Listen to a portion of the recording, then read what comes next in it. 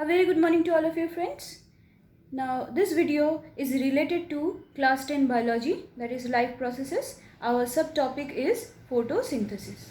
Now in our previous video we have already started about photosynthesis. We have read about the definition of photosynthesis, about the events and about the site where photosynthesis takes place in the leaves. Okay, we know the cell organelle chloroplastids in which thylakoids are present, in which chlorophyll molecules are present. Okay, we also know that for photosynthesis the green plants, they require four important raw materials. Okay, they are carbon dioxide, water, chlorophyll and sunlight. So today in this video we are going to study the importance of two major raw materials, that is chlorophyll and carbon dioxide, by the help of activities. Okay, so let us see by the help of activity how is chlorophyll molecule important to the, you can say, plants. Okay, why is chlorophyll important for photosynthesis? And again in the next activity we will study why is carbon dioxide important for photosynthesis. Okay, now let us start with chlorophyll.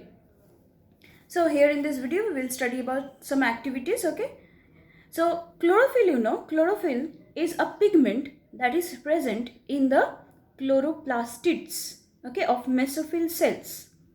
This pigment is present in the chloroplastids, as we know, and the important function of this pigment is to absorb light energy and utilize this energy to manufacture food.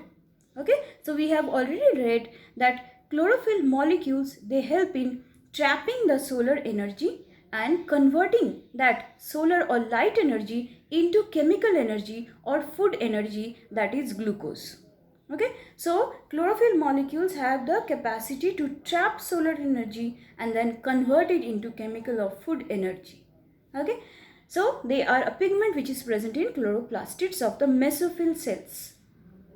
Got it? Now, is chlorophyll really important for the plants to produce food? What will happen if certain parts of the leaf does not have chlorophyll in them or have less chlorophyll in them? Let us see. Okay, so in this case, in this simple activity, we have taken a variegated leaf.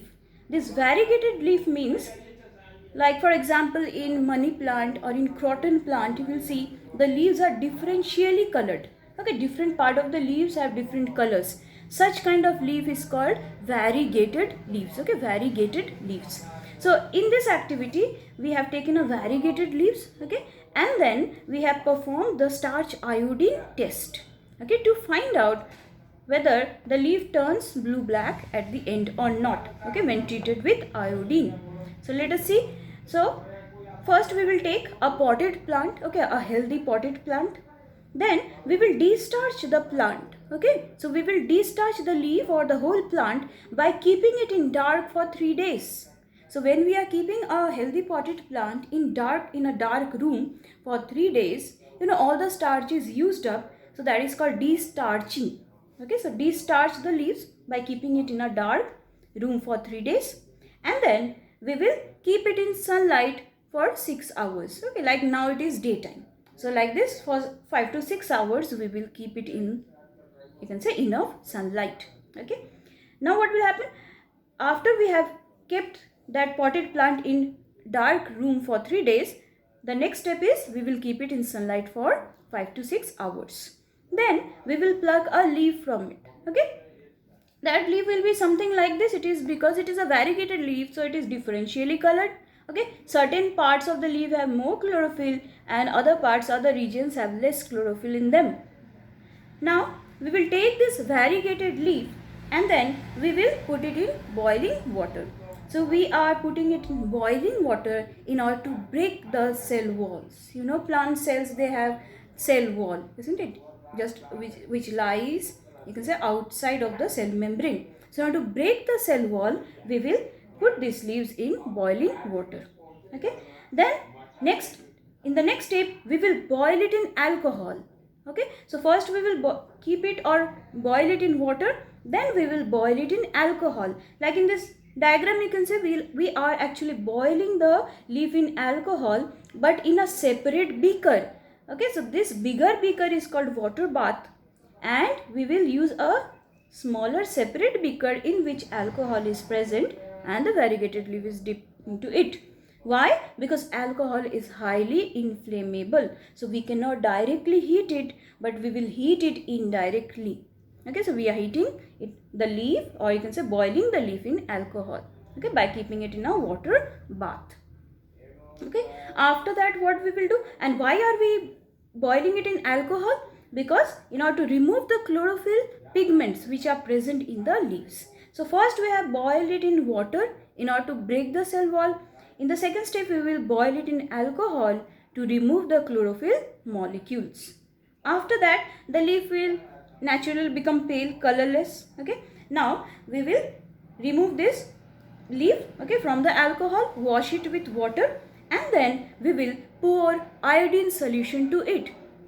Okay, so we will pour iodine solution on the leaf. Iodine solution is, you know, a little bit brownish or reddish in color, isn't it?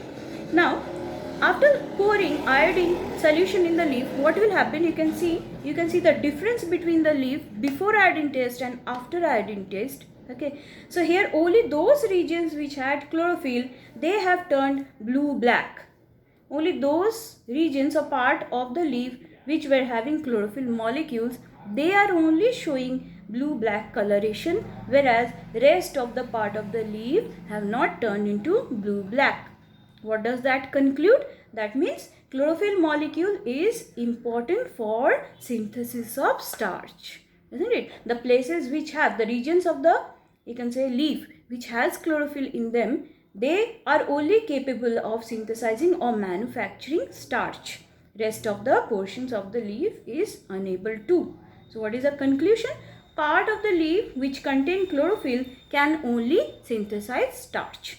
That means starch is important for photosynthesis. Okay, and you know, starch is, because it is glucose, so starch is the product that is formed during photosynthesis.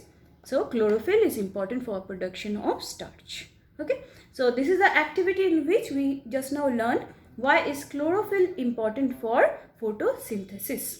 Now we will see another activity in which we will find out how is carbon dioxide important for photosynthesis.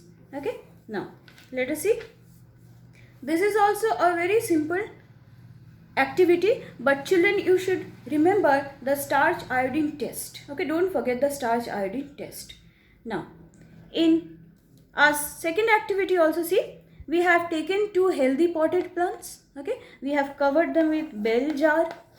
Okay, this is a control one, but this is our important experimental setup in which we have kept some potassium hydroxide inside the bell jar and made them airtight. Okay, so that air cannot get inside or move out. So let us see. Now we will take two potted plants, two healthy potted plants. Okay, again de-starch them for 3 days. Keep them in a dark room for 3 days so that all the starch is used up, so that fresh starch is synthesized. Then again we will keep it in sunlight for 5 to 6 hours. Okay, so that new synthesis of starch begins. After that, what we will do? In one we will place potassium hydroxide. Okay, and the second setup we will simply leave it as it is. Then we will cover them with bell jar. Okay, and make it, apply some Vaselines to make it airtight. Okay, and in one we will place potassium hydroxide. We are putting or keeping potassium hydroxide because it absorbs carbon dioxide. So potassium hydroxide absorbs carbon dioxide and is converted into potassium carbonate. Okay, so because potassium hydroxide absorbs carbon dioxide, all the carbon dioxide which are present inside this bell jar will be absorbed by potassium hydroxide. Okay, all the carbon dioxide will be absorbed by potassium hydroxide. But in this setup, carbon dioxide will not be absorbed by any potassium hydroxide because we have not kept any sample in this setup. Okay, now what we will do? We will keep it in sunlight for 5 or 6 hours. Then we will pluck a leaf from each. Okay, so one leaf from this plant, one leaf from this plant. So we will pluck one leaf each. Okay, now we will perform the starch iodine test. Once again, we will put these leaves in boiling water in order to break the cell wall. Then again we will boil it in alcohol, okay, in order to remove the chlorophyll pigments. And then we will add some iodine solution to it. After adding iodine solution, let us see what will happen. After boiling it in alcohol, this leaf will become pale, okay. But the second case, this leaf will turn into blue-black coloration because this leaf has enough, it had enough chlorophyll in it, it could photosynthesize, okay, starch was produced in this leaf, and so because after performing starch iodine test, it turns blue-black in color. Whereas in case of this setup, because we have used potassium hydroxide, so all the CO2 present inside the setup was absorbed by potassium hydroxide. So CO2 was not available for photosynthesis, so that these starch leaves, they could not perform photosynthesis. That is why after performing starch iodine test, they remained pale and colorless, and because there was no starch left, so they could not give the starch iodine test. Okay, so they failed the starch iodine test, did not turn into blue black, but in the second case these leaves turned into blue black. Okay, so this experiment concludes that carbon dioxide is required for photosynthesis. Okay, once again, in this bell jar carbon dioxide is present, so photosynthesis have occurred. Whereas inside this bell jar, because potassium hydroxide was present, so it has absorbed all the carbon dioxide, so carbon dioxide was not available for photosynthesis, and starch synthesis also did not take place, so the leaves could not show starch iodine test. Okay, so by the help of this experiment, we proved that carbon dioxide is also necessary for photosynthesis. Got it? So in this video, we covered two topics. Chlorophyll is important for photosynthesis and carbon dioxide is important for photosynthesis. Thank you very much for watching this video, and please practice and go through the steps of starch iodine test. Thank you so much for watching.